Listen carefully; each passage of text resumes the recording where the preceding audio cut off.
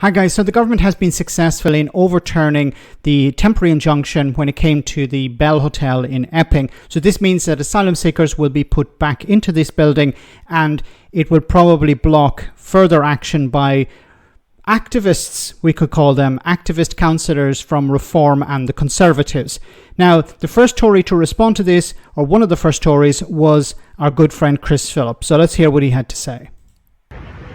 So the Epping Hotel judgment has just come in, and it shows the government, the Labour government, using the courts against the British people. They even brazenly said in court that the rights of the illegal immigrants in that hotel were more important than the rights of local people in Epping. That is an absolutely disgraceful thing for the government to say, and shows whose side they are on.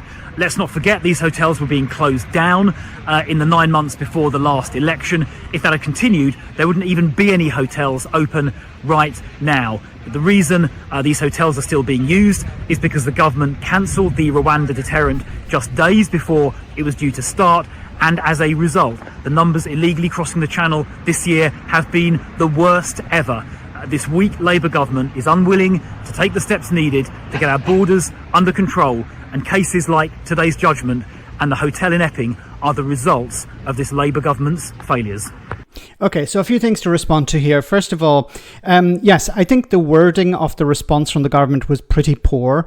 They should have said, look, we need to consult local communities, but they didn't say they're putting the rights of asylum seekers or illegal migrants, as he describes them, ahead of the British people. They're saying that we have to respect international agreements. We have signed up to international law, and we have to respect that. And in many cases, this will trump local concerns. Now, I don't think the wording of that was very good, but they need to approach the communities and say, look, we're listening to you. Now, the ironic thing, of course, is that it was the Conservatives that put people into these hotels in the first place. So them trying to claim some sort of victory, or well, we were bringing the numbers down. If we had been in charge, it would have been zero. Then why the heck did you call a general election?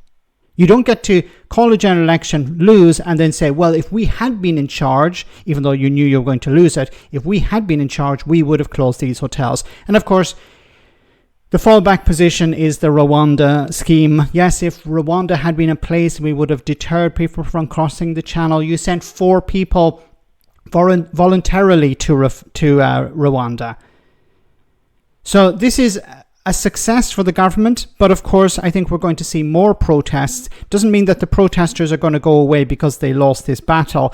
Unfortunately, I think these protests are going to continue, and of course the likes of Chris Philp and other Tories, along with Reform, are going to try and take advantage of the situation. They're not going to respect this ruling. They're going to say, well, we're going to continue our fight, be it on the streets or in the courts or whatever.